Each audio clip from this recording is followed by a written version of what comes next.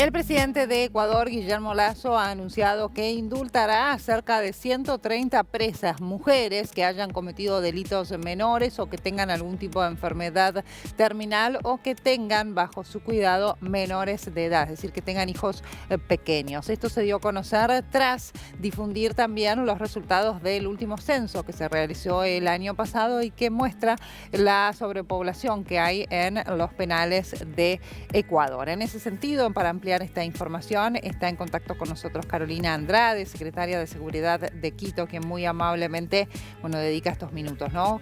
Secretaria, muy buenos días. Agostina Scioli la saluda desde Argentina para toda la región. ¿Cómo está?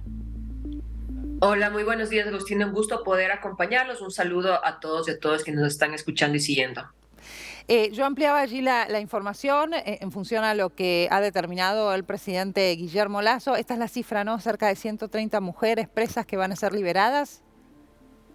Sí, efectivamente, creo que esto se enmarca ya en una fase en el cual el presidente está próximo a dejar su mandato de gobierno. Ustedes saben que va a haber elecciones durante el próximo mes de agosto. Ujú. Lamentablemente es una decisión bastante tardía.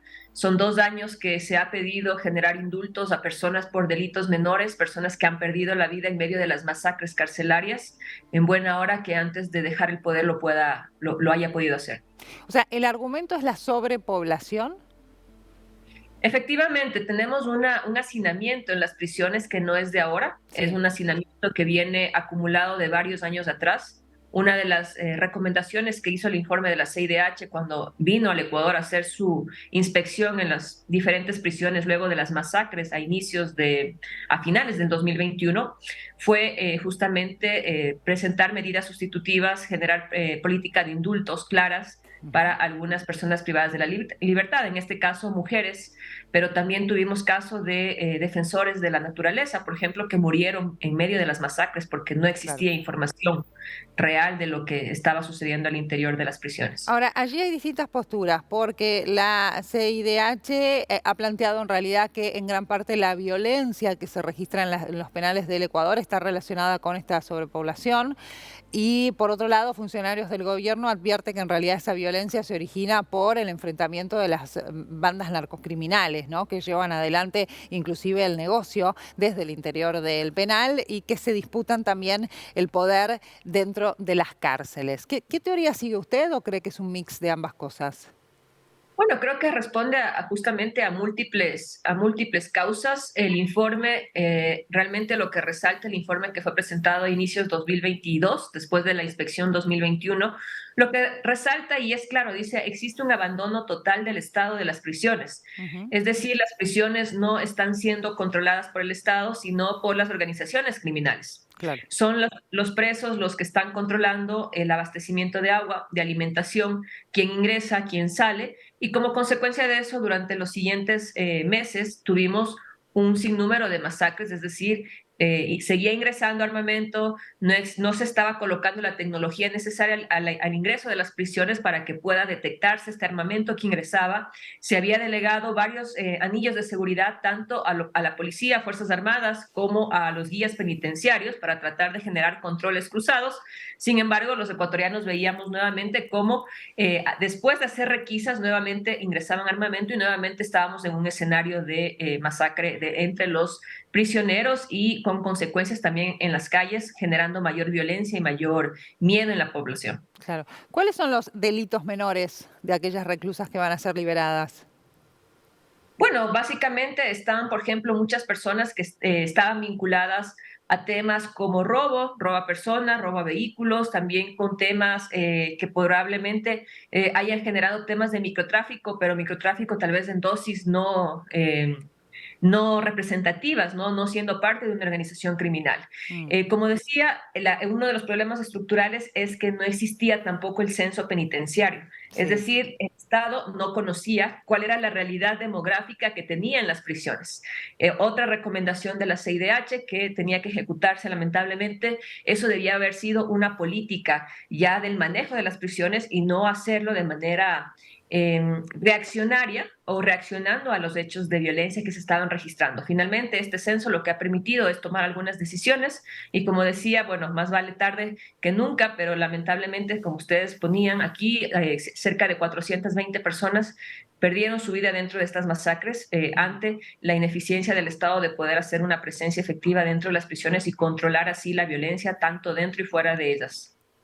A ver, la sobrepoblación refleja una ineficiencia sin lugar a dudas por parte del Estado, pero también, a mi entender, y según la lectura que hago yo, es una ineficiencia también del Estado tener que liberar presos porque no hay lugar o porque el lugar que está dispuesto, digamos, no reúne las condiciones para tenerlos detenidos. Digo, que alguien se dedique al narcomenudeo, así como lo llamamos en la Argentina, sin necesidad de formar parte de una organización criminal, no garantiza que en el día de mañana, luego de que sea puesto en libertad, no integre una organización o no comience a traficar mayor cantidad de drogas. ¿Sí? Lo mismo como quien roba, digamos, no te garantiza que en el día de mañana... El delito existe, menor, mayor, pero existe. Totalmente, ambas medidas pueden ser analizadas como una ineficiencia porque lo correcto hubiera sido tener prisiones Claro. con pabellones que puedan permitir diferentes tratamientos, es decir, pabellones para los presos de alta peligrosidad, con tratamiento específico de aislamiento total, Ujú. no de comunicación, que es lo que sucede, están comunicados permanentemente hacia el exterior, organizando actividades delictivas fuera de las prisiones.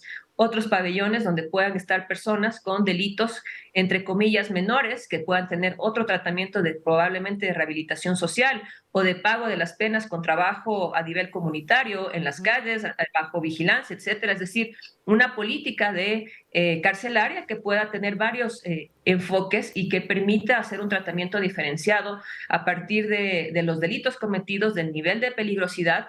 Sin embargo, frente a la inexistencia de información, de datos, de recursos, no olvidemos que el Ministerio de Justicia, que era la entidad a cargo de gestionar las prisiones, fue eliminada en el Ecuador en el año 2018 y Sí. se lo transformó en un servicio de atención a personas privadas de la libertad, un servicio muy pequeño, con menores recursos, menores presupuestos, y eso obviamente tuvo un impacto en cuanto a las políticas, en cuanto al personal, el recurso humano a cargo del tratamiento de los presos y también en cuanto al dinero disponible para poder hacer este control efectivo en cuanto a temas mínimos como agua, alimentación o diferentes filtros de seguridad. Ujú. Secretaria, por último, ¿cuál es la lectura, digamos, y mejor dicho, cómo ha recibido la sociedad esta noticia?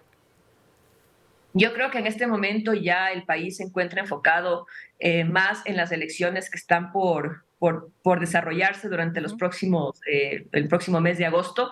Es un tema que, como decía, nosotros que estamos siguiendo esto desde la parte ya de la experticia, del análisis de los temas de seguridad, es un tema que se ha venido solicitando ya varios años atrás, que no tenía que, no podía, probablemente podría haberse tomado antes como una medida para disminuir el hacinamiento, sobre todo de personas que probablemente incluso por ineficiencia en el sistema de justicia, estaban ya con medidas sustitutivas o Claro. probablemente tenían la posibilidad de poder estar fuera de prisiones pagando sus penas sin necesariamente tener que estar liberadas de sus cargos, Ujú. pero sin embargo esa ineficiencia se ve reflejada también en estas acciones que probablemente los próximos años traiga consecuencias al Estado ecuatoriano en el tema de derechos humanos.